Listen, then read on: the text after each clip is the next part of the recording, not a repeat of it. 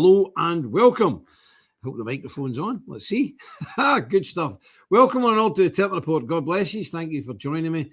It's very nice to see you here. Good day. Who's in? Ewan's in. How you doing, Ewan? Westover 1314. Big John Kopasaki, the wrestler.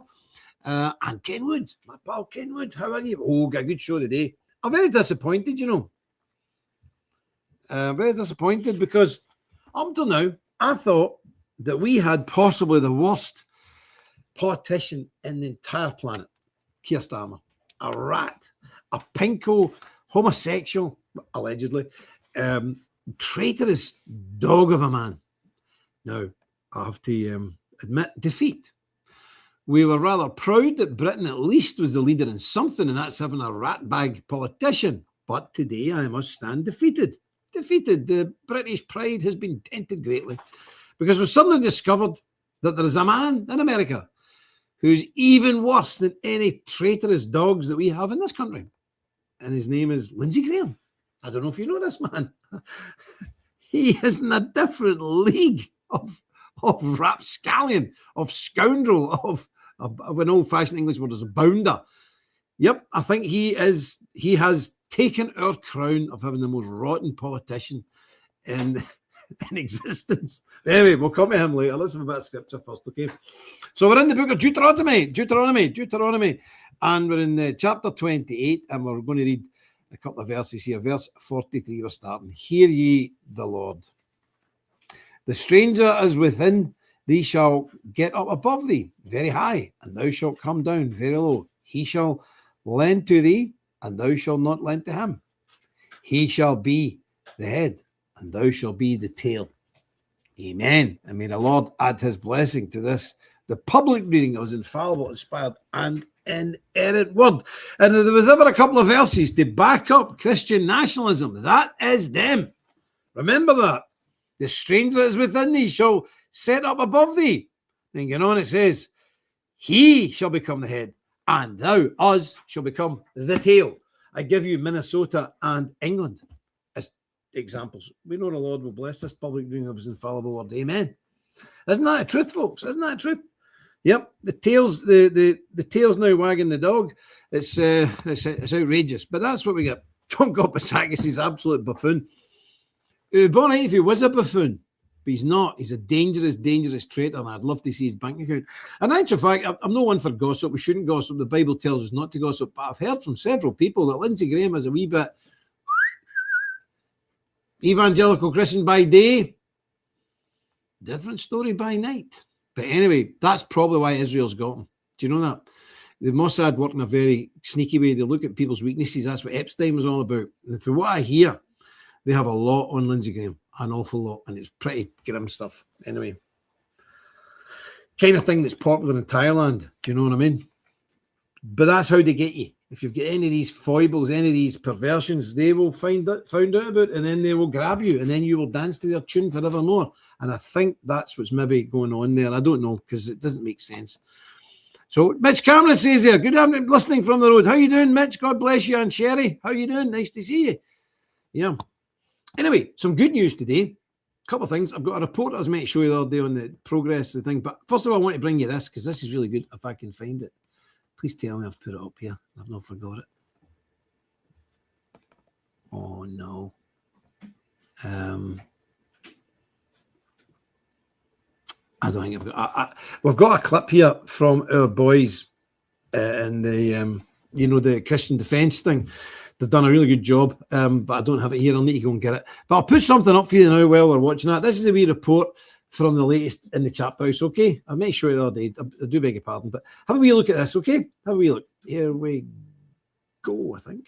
Where we are now, the electricians have left. They'll have to come back maybe in 5 months' time or something just to put the bits and pieces in place once we've got the cladding up. But we've got the electricity done now, and there's 2 kilometres, which is about a mile and a half, almost a mile and a half of cables in here. Imagine it, a mile and a half. But you're seeing here, we've got them fitted in here and over there, here. Evidence of you. What's happened here? The loft here. So basically each room has got 4 double sockets. 4 double sockets up here. And the light fittings in, but imagine that, 1.5 miles of cables, you wouldn't believe it. Same over here. This is where we store all the rubbish up here at the moment. Did he use any sockets up here in this hole? I don't see any. Up here you'll see lights for various things. We need the security lighting, you know, the emergency lighting, so it comes on, it works in the battery pack. So if there's a disaster, there's signs guiding you out the building, because it's important, because a lot of you guys, you know, it'll be a strange house to you, so you need to be safe. Same in here, you've got the sockets again. There we go.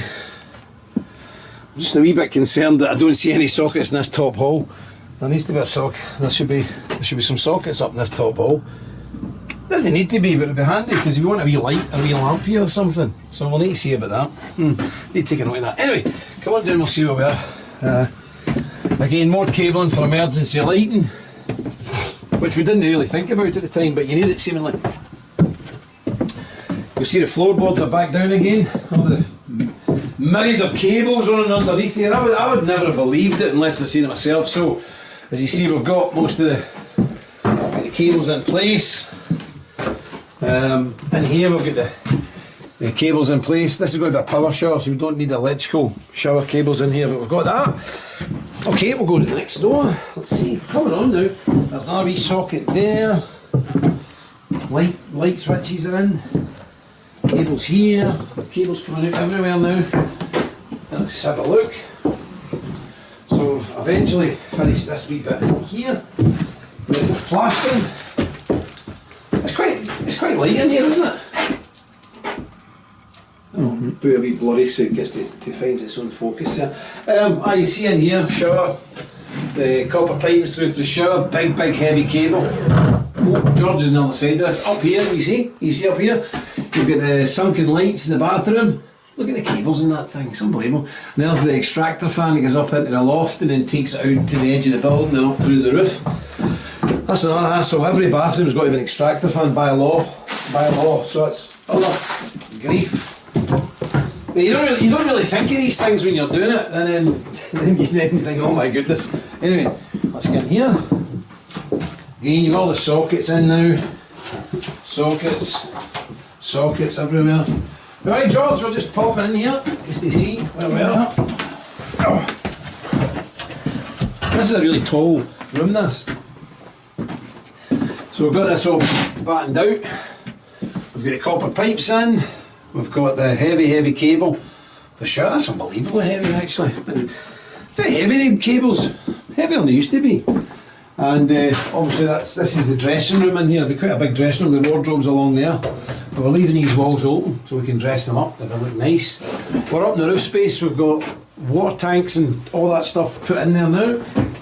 There's some of the main stuff coming through. And thanks to some very generous donations, we've got the heating thing organised now. There's a lot of the white goods for the bathroom. Different bathrooms. Where are we? This wee room here. Again, have a look at this. All these different cables. So that's for light. Then you've got the lights here. You've got the extractor fan again in here. These are all boarded up.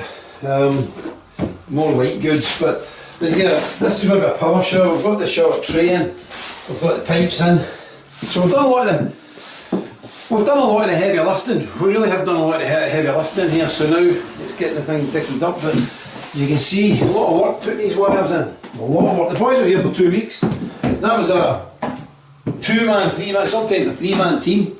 They were here for 2 weeks getting this wired.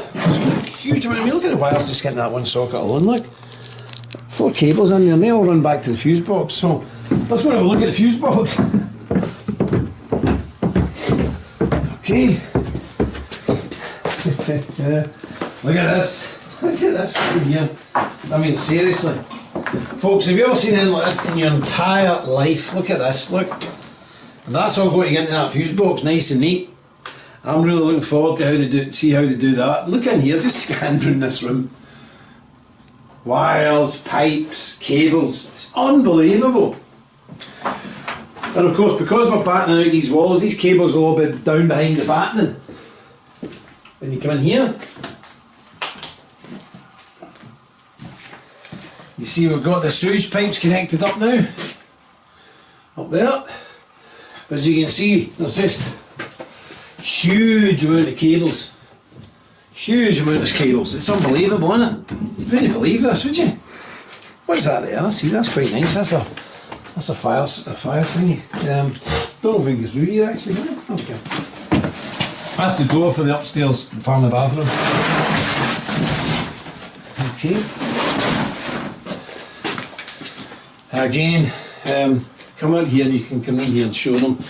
There's the wires, cables, central heating pipes up there, the white pipes. You've got them running down here. And then that'll go outside to the boiler. And then over to the dining room, the ladies' room. So, cables for wall lights. We're going to have some picture lights up here so we can put some nice pictures on the wall with a nice light above them. Now, we showed some people some AI impressions of this room. Either doing it in half oak, yeah, with either a green or a burgundy or a white above it. But we put it to a vote on the Discord, and the overwhelming vote was full oak panels in here, full oak panels in the dining room.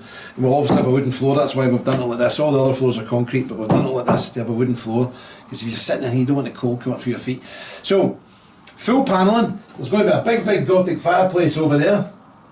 And obviously on this side you've got your red cross going to be in the wall there. Do you see it? Cut out for it. That's going to be the red cross. So what we'll do in here is we'll oak panel this room entirely. Oak panel this room and it'll look gorgeous. We'll have some big pictures on the wall, some shields, some swords, some axes, all that kind of stuff. But what we will do is we'll leave this wall, half panelled.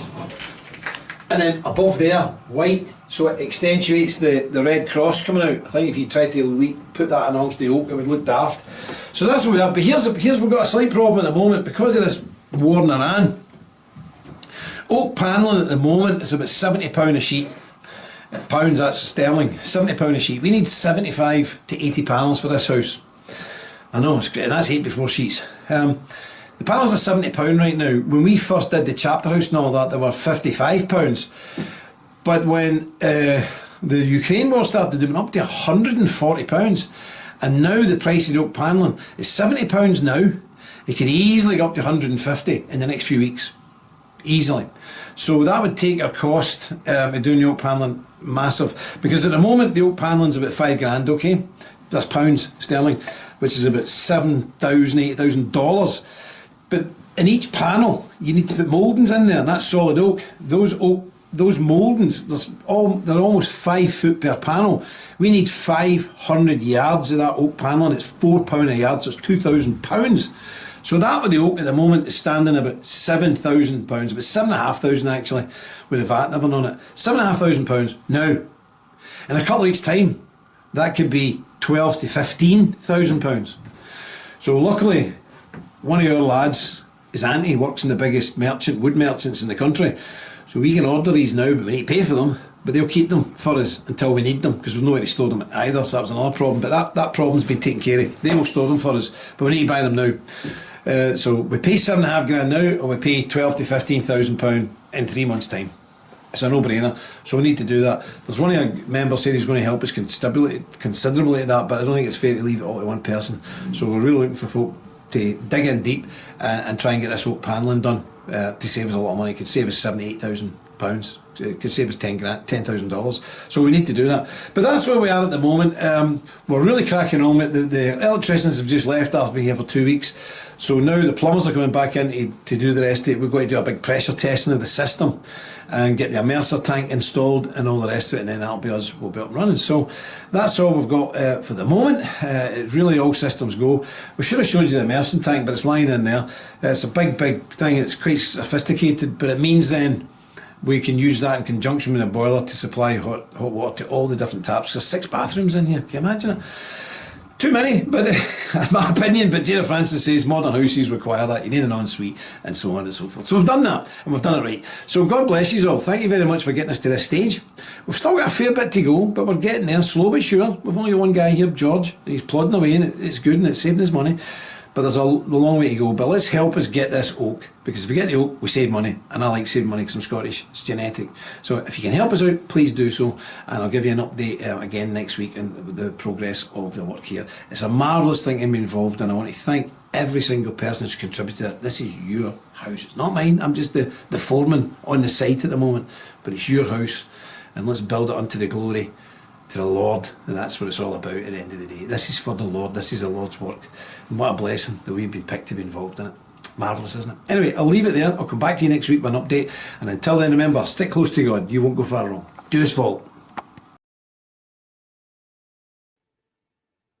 Am I back on?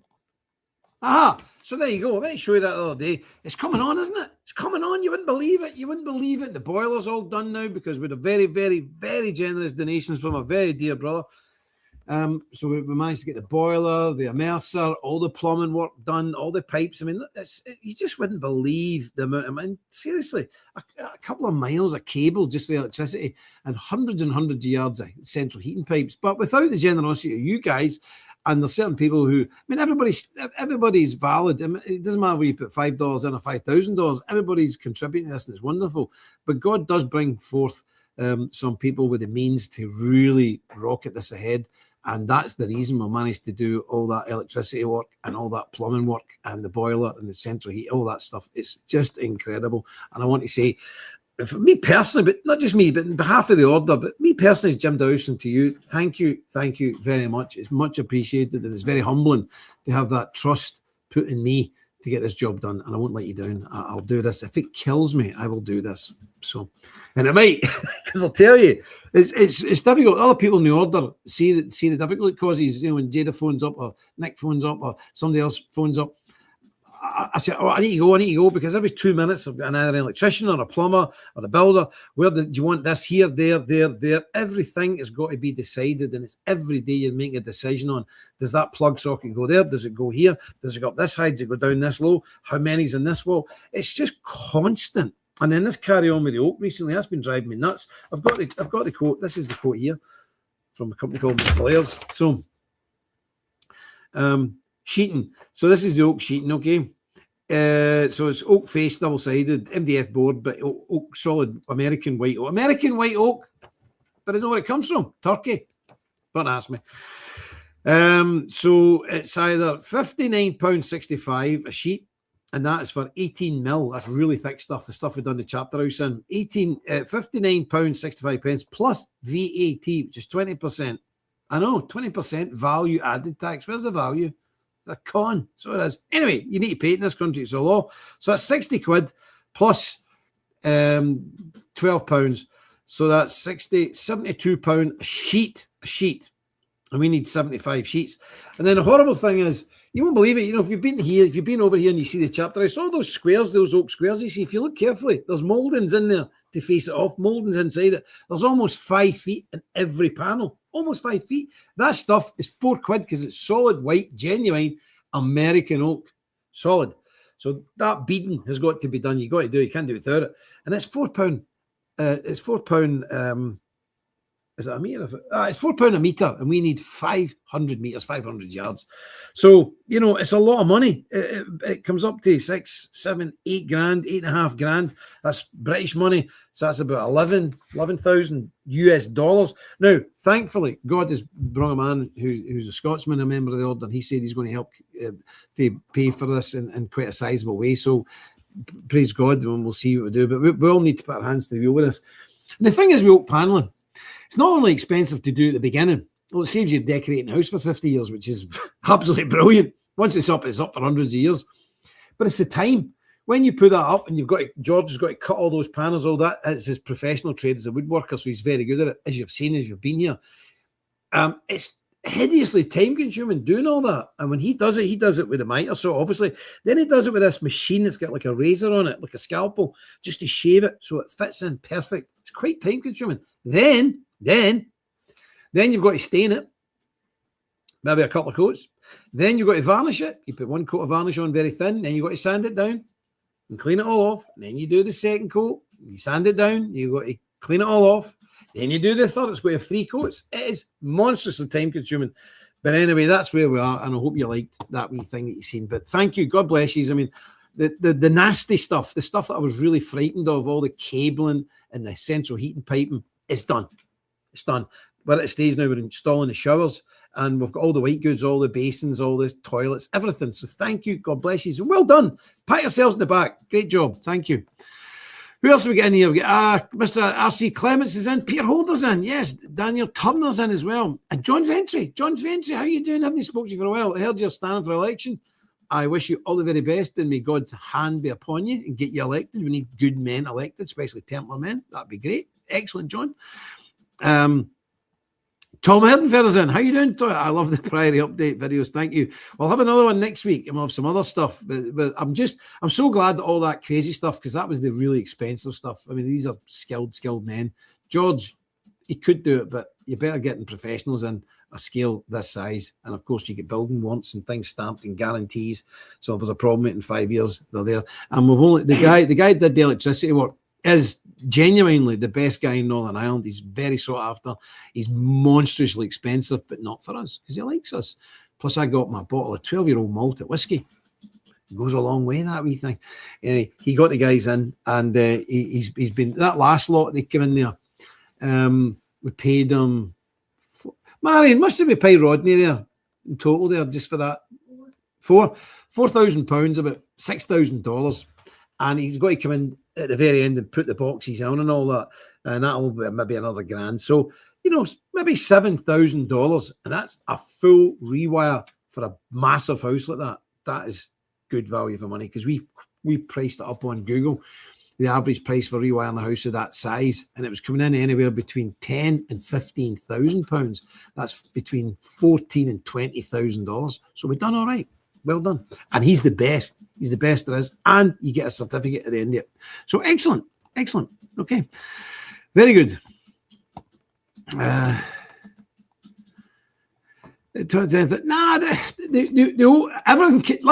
Everything concerns me. I go. Luckily, I do sleep at night, but I do wake up at 4 a.m. Not with worry. I'm an old guy now. I'm getting older, and I find that I don't sleep.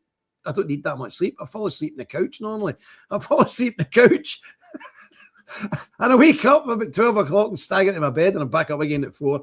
And straight away, I've got a pad at the side of my bed, and I'm down with the panels, the wood, with the wire, and all of that stuff. But no, the oak. There's two main things now before we finish this whole project. We have the oak panels. They're expensive, but it's also the time and labour involved in that. That is a real nightmare. That'll take George 2-3 months, because we're doing the whole of the lower house, not just the dining room. The whole of the lower house is getting done in oak panels. People say that's a bit extravagant. Not really, because you never, ever, ever have to decorate it, and it's done right, and you can't beat the old oak. It's going to be a wee bit darker than the chapter house. So that's one big thing, and the next big thing is the flooring. So all the downstairs is going to be done in genuine stone, which is quarried in Northern Ireland. You know, the big old-fashioned limestone flags, I don't know if you call them that in America, the big flagstones. Genuine. People saying, that'd be a bit cold in your feet. This isn't a domestic house. Would I have this in my own house? Probably not. Nick Griffin used to have it in his old cottage. Yeah. And I think if I lived in a kind of old-fashioned cottage, I would have it. But it's not a private house. It's not a private house. It's a priory house. It's a religious house. It's a house of prayer and contemplation, you see. So these big old-fashioned flagstones will be down now. Luckily, I, in my usual squirrel fashion, have squirreled away so many rugs, big rugs, talking about 10 feet by 13 feet. And I was getting them. I'll tell you a story about it, actually. Why not? Let me tell you a story about it. There was a Russian guy I knew several years ago, about 6-7 years ago. A Russian guy who lived in Poland, and had a source of these Afghani and North Indian rugs. Now, these are mad, dear. If anybody's into that kind of stuff, rugs, Persian rugs and that, you'll know they're extraordinarily expensive. This guy was getting these really top quality, pure wool, massive rugs. And he said, I can get you them for about £250, £300. I says, what? Because they're thousands. These things cost £2,000 and £3,000. And that's the cheap ones. Anyway, I actually bought off this guy about 20 rugs and put them in storage. They're all protected. They're all wrapped up, protected. They're in storage. So the big flagstones will be down, the medieval flagstone. Remember, the front door is going to be a big Gothic door like the church door. All the internal doors are going to be big Gothic doors with the beads on them and the studs in them. So you're going to walk into this Gothic thing with all these big old-fashioned proper stone, not tiles, not ceramic tiles. These are stone, 30 millimeters. Stone, that's 1.5 inches. Thick stone. Covered them with big Persian rugs, and then the furniture will be on top of them. So, and the oak walls, dark oak walls. And we're going to do coffered. I don't know if you know this in America. Coffered ceilings, you know. You put beams in the ceiling and then big, deep covings around them. Coffered. I don't know if you know this word, coffered ceilings. I'll maybe get you a picture if you don't know what I'm talking about. But it makes the ceiling look vaulted. So it'll look like a vaulted ceiling. Big flagstones on the floor with the big Persian rugs on top of it. The big Gothic fireplaces and all that. It's going to look amazing. So that's the two big things. The two big expenses are the oak paneling and the stone flooring. The stone flooring won't be that expensive because I know a company here who do this stuff. So the stone flooring is going to be about probably £3,500, $5,000. The oak paneling, a bit expensive. And I don't want to wait, because if I have to wait and that price of that oak goes up. In fact, already this woman has phoned me today. I'm waiting on the rep phoning me. He's not phoned me yet. I'll phone him. And saying, the rep's going to phone you. So I'm thinking they're maybe even going to try and bump this price up a bit now because of this war. That happened the last time. We just got this oak paneling in here just in time, and then the price doubled. But anyway, we'll see. So the oak paneling and flooring are the last big things to get done. And we also need to put, we're going to be putting a tartan. Yes, a tartan carpet right up the stairs, right up the hallway, and right up the stairs into the loft. Yeah, tartan carpet. That's no cheap either, but when I say it's expensive, it's a couple of grand. It's nothing like the stone flooring and the oak paneling's the worst. So pray about it, think about it, and we'll get it done. Anyway, moving on. I just love this job. I love it. It's great, and it's amazing to see the thing taking shape. It's just incredible, isn't it? I can't wait till it's all done. Honestly, it's going to be breaking my heart every night going home to my own house when that's sitting there. I might come down here at the weekends and have a holiday now and again. I'll have a holiday in the Priory House. Anyway, John Kopasaki says, Chapter House is making amazing progress. It is, considering it's only one man. Daniel Turner says, I built log homes at Amish in the 90s doing woodwork. And excellent. It's very time consuming. It is. Daniel Turner's here. God bless you, my friend. I sleep in a cot, so I don't say it out of the bed. £100 cot. I'm good to go. 100%. I saw the email with the peat burner. Oh, aye. When I'll show you that. Stopping the day £100 to renovation. Mitch, goodness sake. Mitch is driving down the freeway and he stopped and made £100 donation. Mitch and Sherry, thank you very much. It's much appreciated. God bless you. The cottage. Let me show you this. Now, this is really gimmicky. Let me just say this first. It's got nothing to do with the Templars, all right? Let's just be honest here. It's got nothing to do with the Templars other than it's a part of the world where we find ourselves in HQ in our beautiful church. In fact, somebody said the other day you can't get knighted anywhere else. You technically can. We have a church in Hungary, in Budapest, which is a Templar church, and we have one in Silesia, which is upper Germany, actually, but the Polish stole it after the war, or we gave them it. Upper Silesia. It's actually Germany. We have a Hanseatic League church here with an actual moat around the church. It's the most beautiful Catholic church. It's the most beautiful Catholic church I have ever been in my life, and it's not been touched since 1540. But what happened is, after the war, because Germany's quite a Protestant country, it was a Protestant village with this beautiful Catholic church. And after the war, when the Polish took it from Germany, the Poles then said, our church is rather old and drafty and cold. I think we'll have the Protestant church, because that was quite a new one. It was built in the 1930s. And the Catholic community then moved into the Protestant church. So we've been there. Very friendly with it. It's the priest is a Monsignor.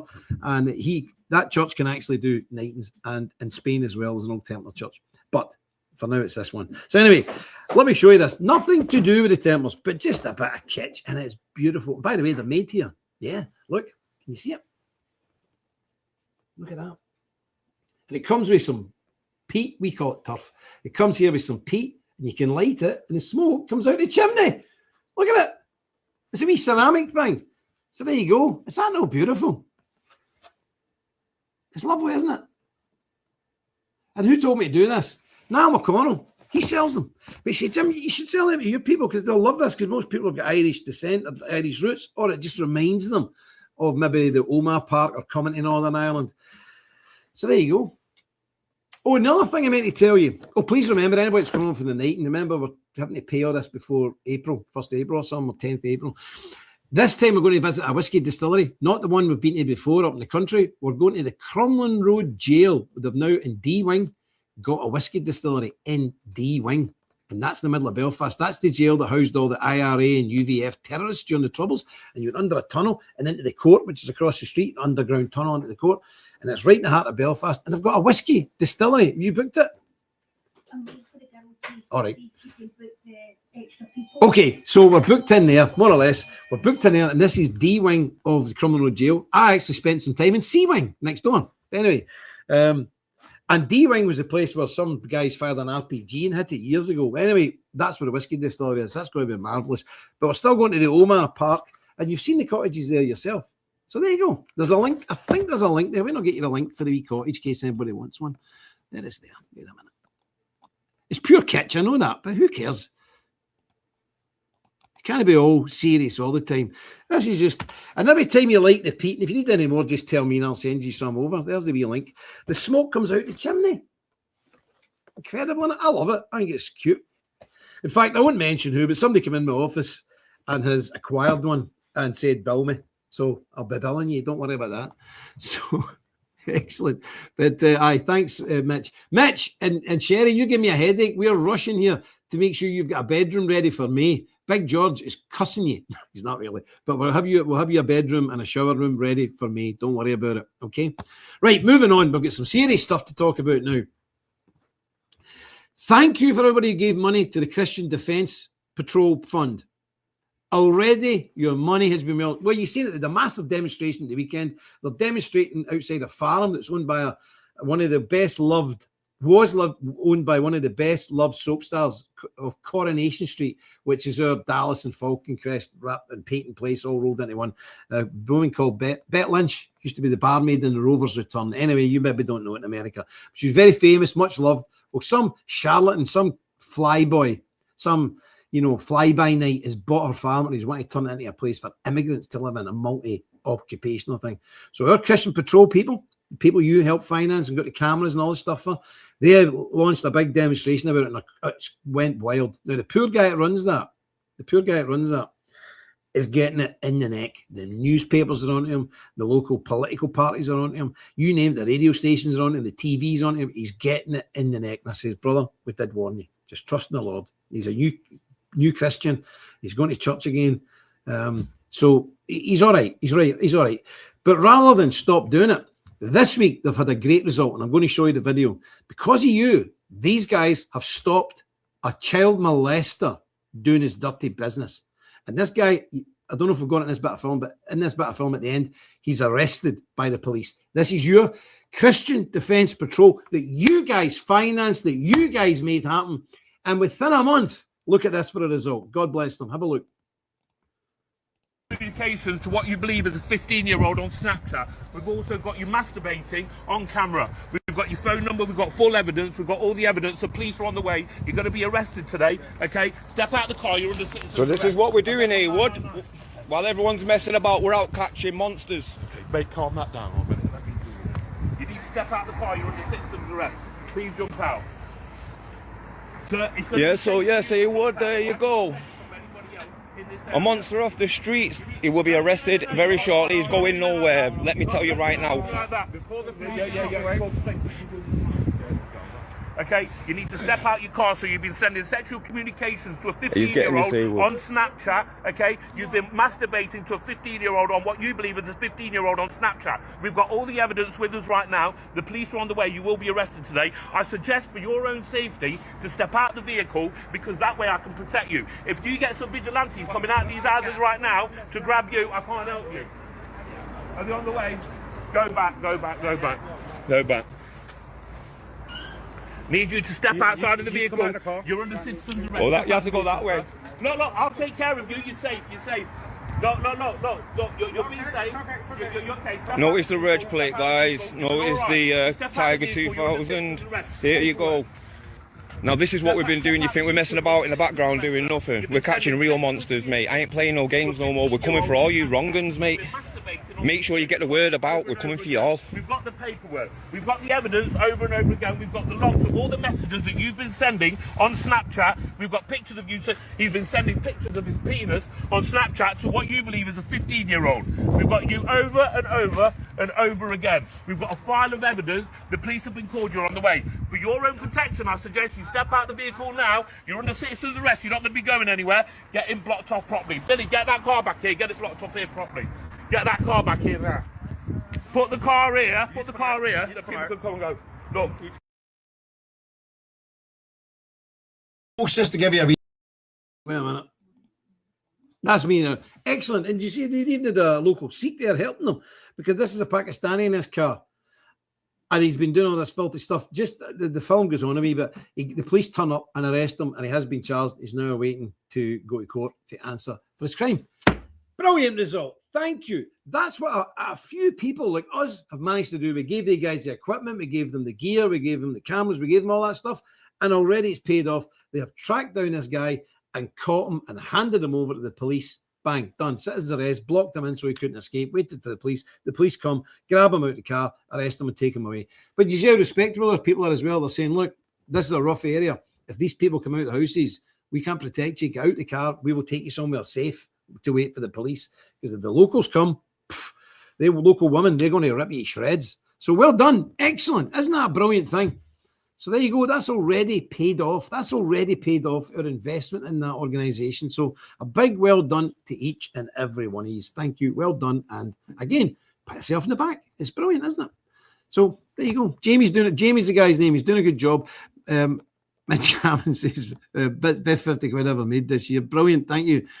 John Kopasakis says, Tempers lead the charge for Christian men to be Christian men again. John, amen. And these boys here are rough boys, and they're only getting back into their faith, and they're on fire. They're not standing in a church. Allah, shallah, balalala. They're not waving Israeli flags. They're not dancing up down the aisles. They're not rolling about and talking in tongues and barking like dogs. They're not doing any of that.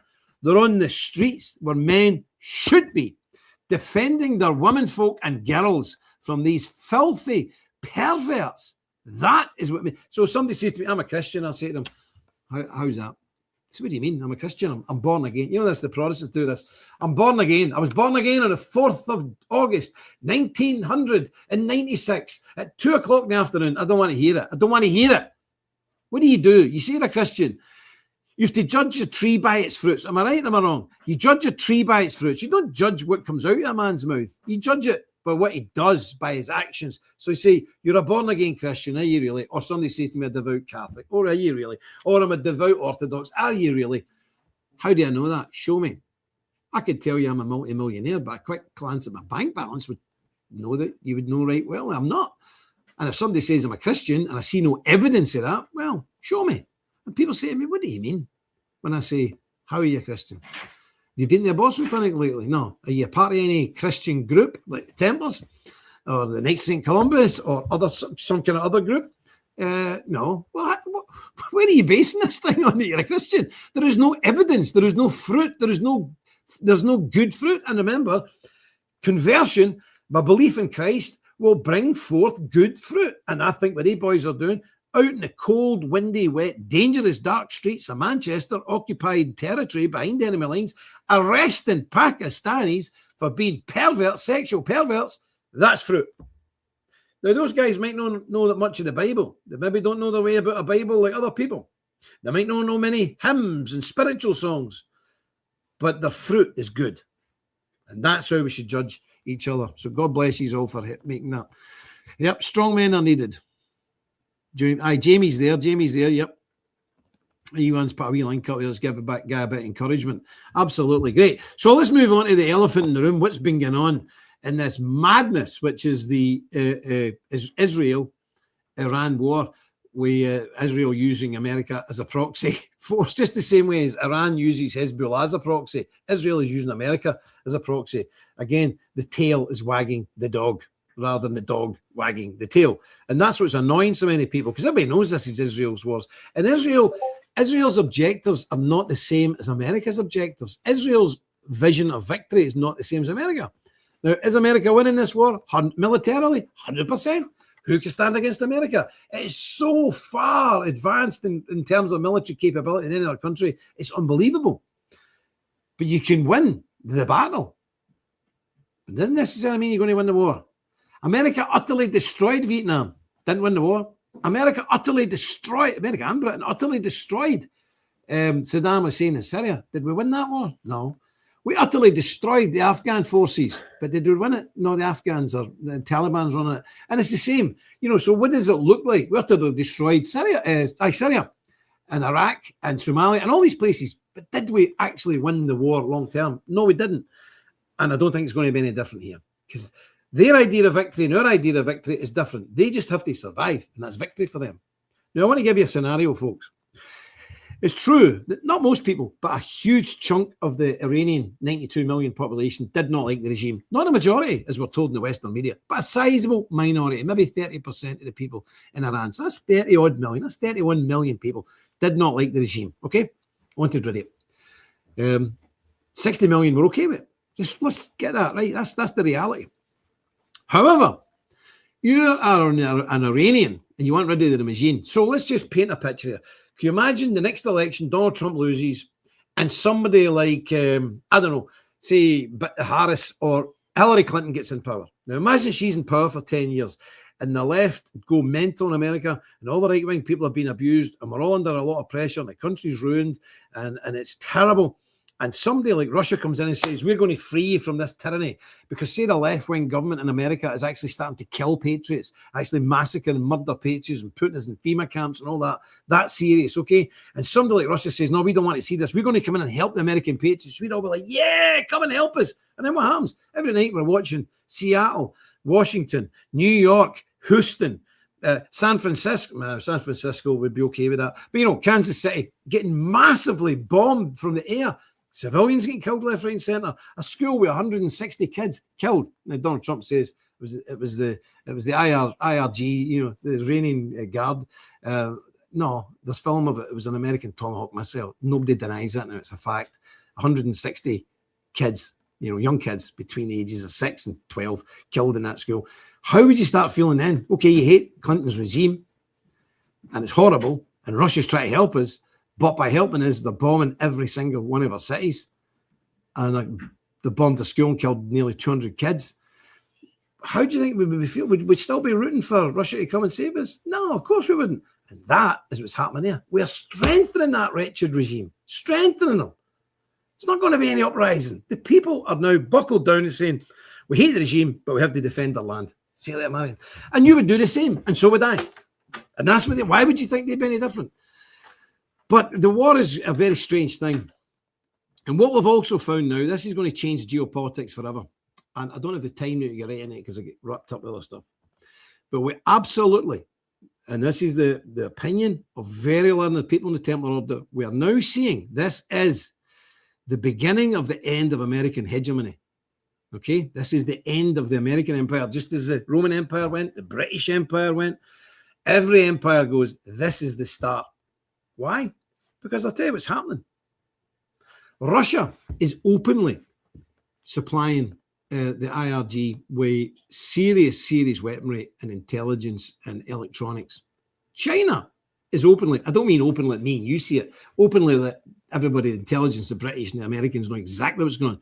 China is openly supplying the Iranians with high-tech stuff. Openly. More or less saying, what are you going to do about it? What are you going to do about it? So Russia and China are flooding stuff into Iran and saying to America, what are you going to do about it? Are you going to attack us? Don't think so. So the bluff has been called. The bluff has been called.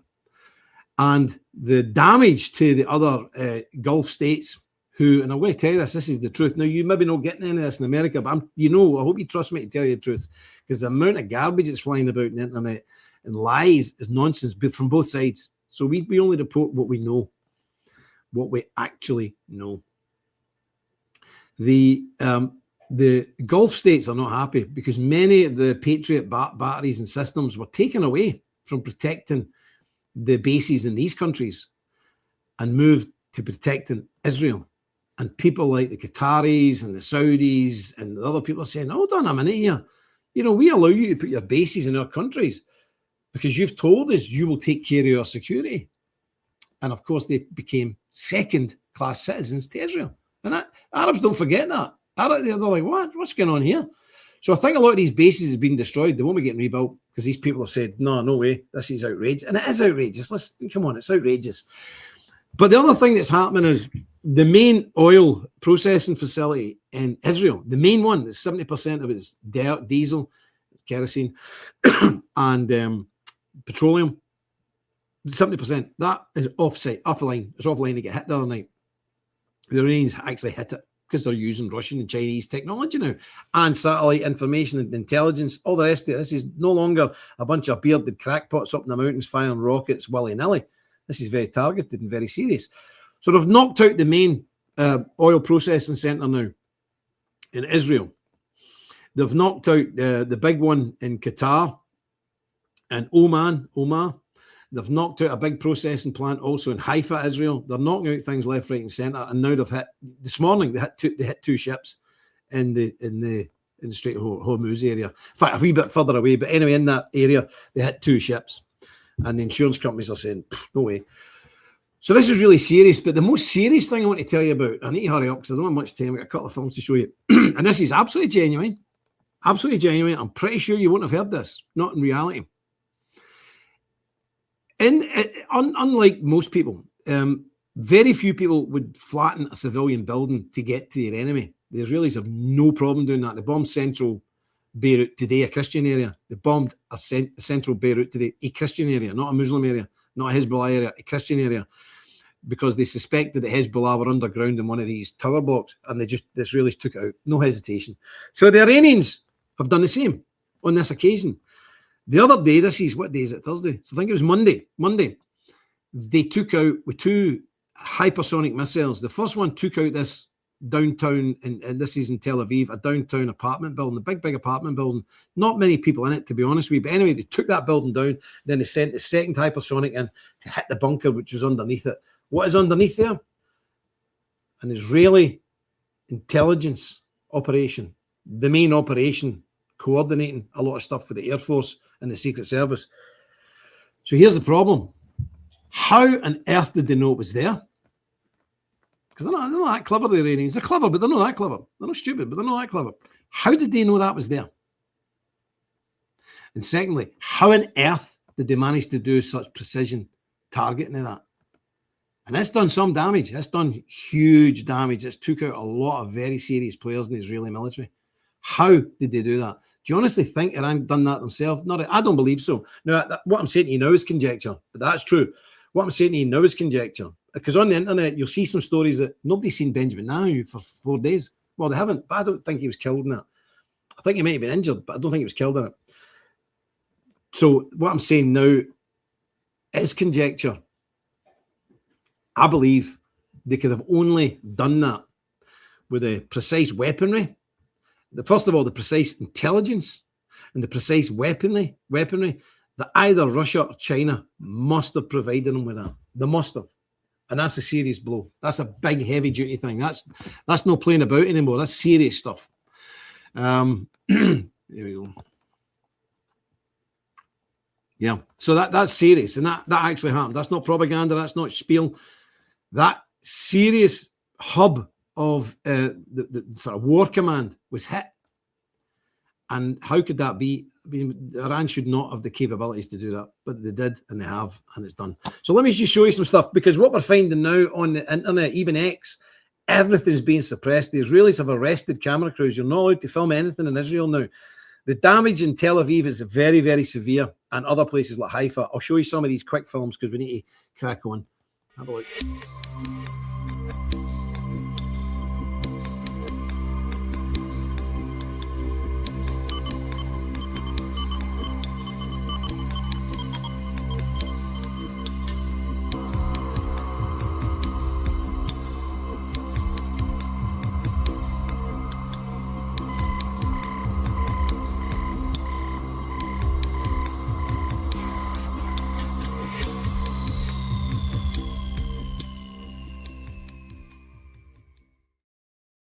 Serious stuff, but it's very hard getting footage out, and they are arresting foreign camera crews. It's really getting tight. But here's Haifa oil distillery, oil place, you know, the refinery, that's the word. Here's Haifa oil refinery just the other night. Footage captures the exact moment when 2 Iranian missiles struck Israel's Haifa oil refinery. The missiles moved so fast that Israel's defense systems struggled to intercept them, and explosions lit up the night as they detonated near the industrial zone. Iran claims it used Khaybar Shakan ballistic missiles in direct retaliation for Israeli strikes on Tehran's oil depots and refineries. Yuan says there, Israel sent the repair bill to the USA. You better believe that's exactly what they'll do. But it's no matter that, they've got this new, they're bringing out, everybody's saying, oh, they're depleted, they've no rockets left now. Nothing can be further from the truth. They get rid of all their old technical stuff. Now they're bringing out the really fancy stuff. And some of these missiles, and again, I don't think it's their technology alone. I think it's other people's technology. These hypersonic missiles are coming in and changing direction, which is quite unheard of. Quite unheard of. They're actually coming in at supersonic speed and changing direction. It's heavy, heavy stuff. But again, China and Russia are using this conflict now as a proxy war, just the same way as we, Britain and America, are using Ukraine as a proxy war against Russia. Now they're using Iran as a proxy war against the West. How could it be anything else? Anyway, have a wee look at this. This is that was Haifa. Here's another bit of the damage here as well. Have a look. It's not it. Yeah, that says it.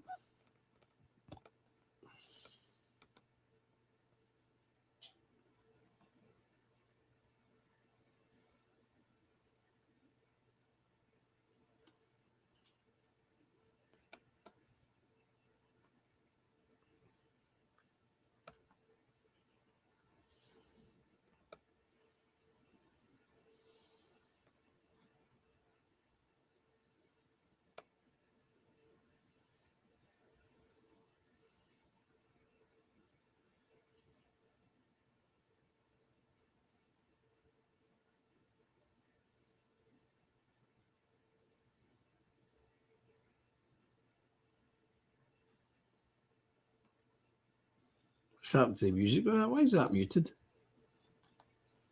How odd.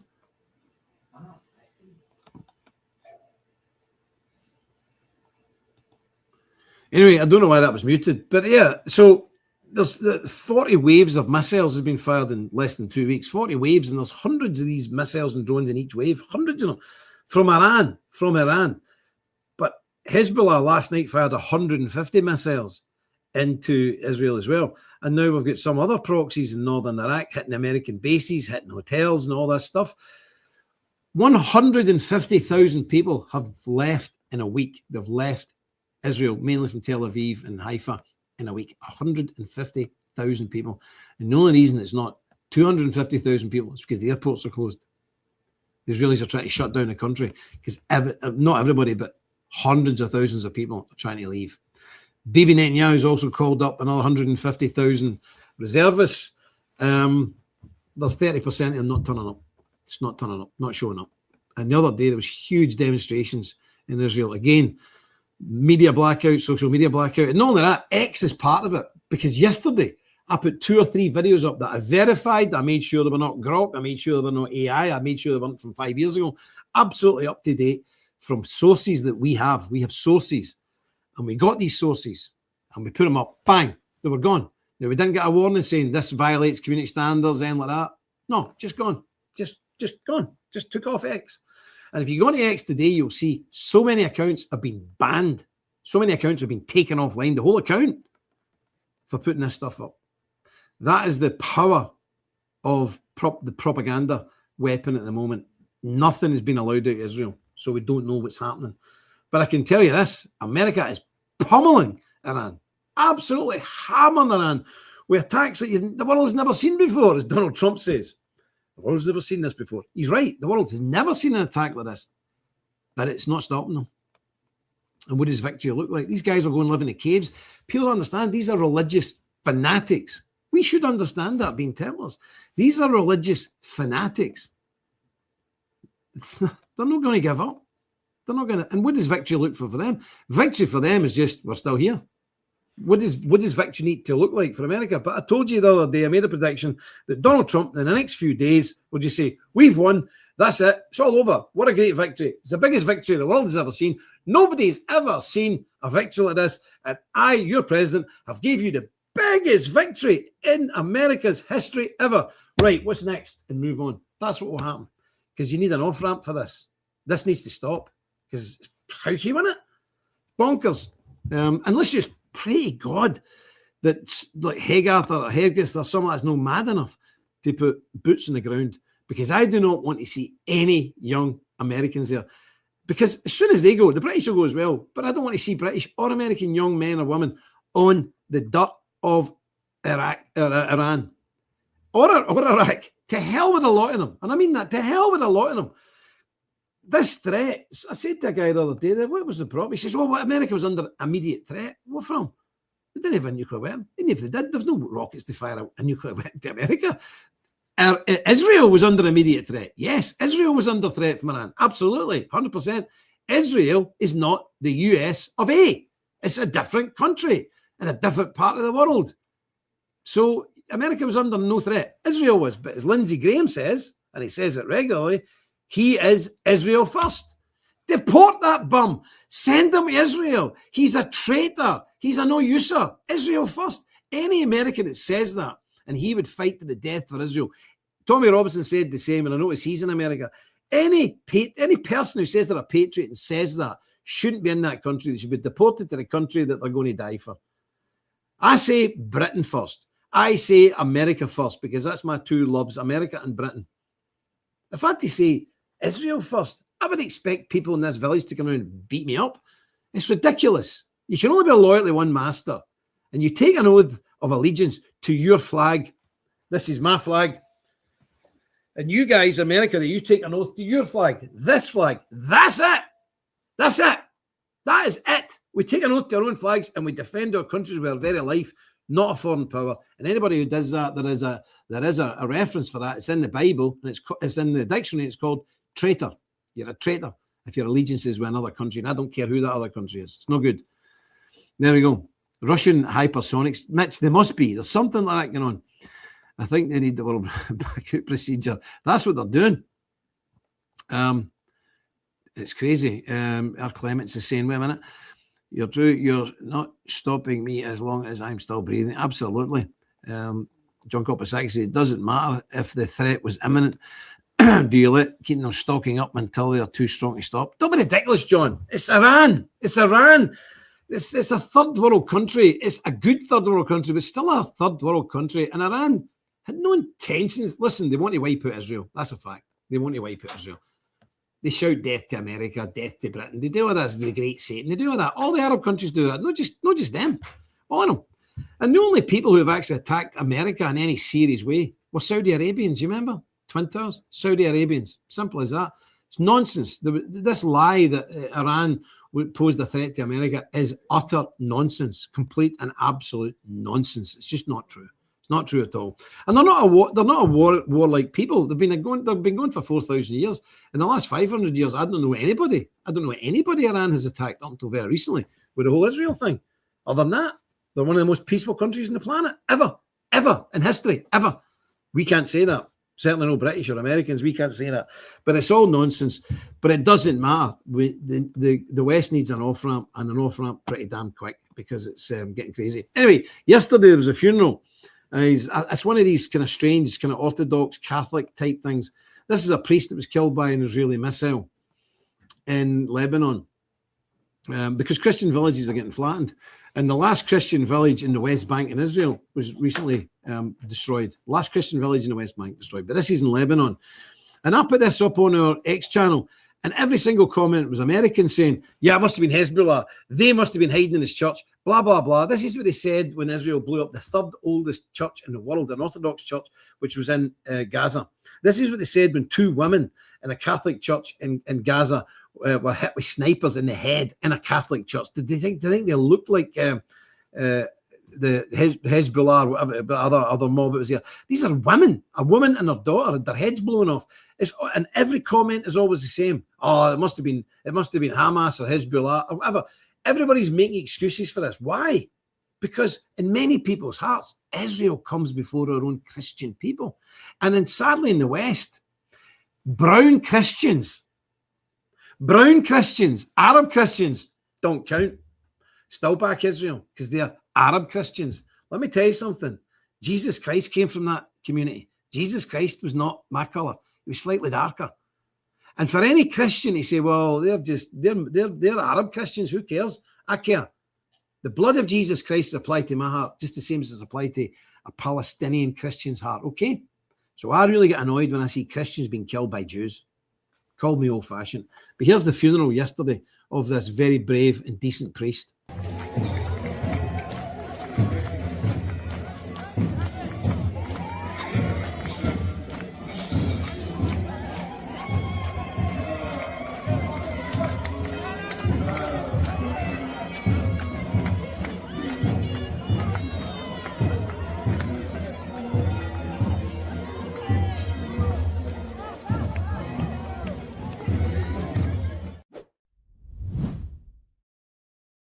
By the way, that guy, that priest, he was a lovely singer. He was singing in Aramaic the other day. I watched him the other day in his church singing in Aramaic. And then a couple of days later, he's dead. It's really shocking. And Ewan says they're dispensationalists like that nutter Lindsey Graham. They don't consider Roman Catholics or Orthodox as Christians. You're right. And they don't consider Calvinists Christians either. I think the only people they hate more than Roman Catholics, serious, and I'm being serious because I know these people. I'm surrounded with them. I come from that background, Protestant world.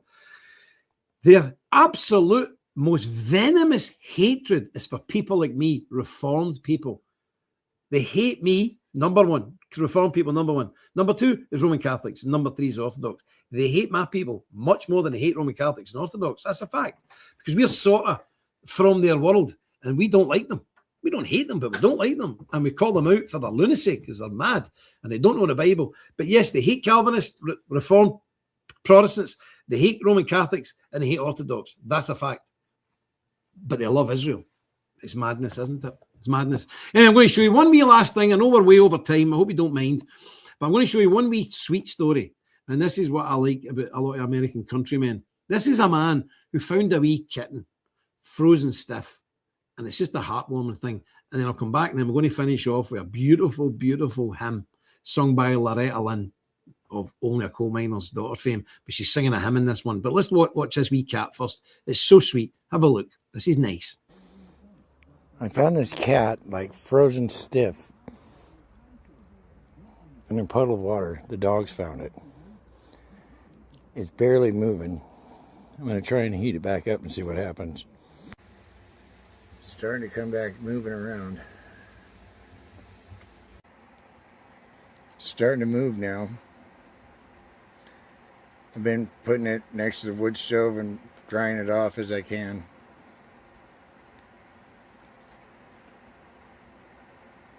Starting to make some meowing sounds too.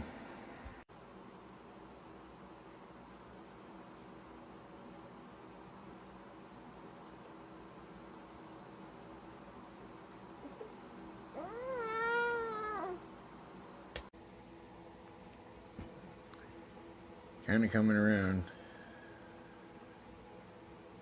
Starting to track things and, you know, set itself upright. It's been an ugly journey though. It's finally coming around, you know. Seems to be snapping out of it. Starting to track things and right itself, you know, when I lay it down.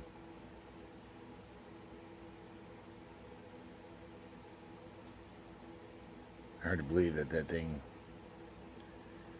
they really do have 9 lives.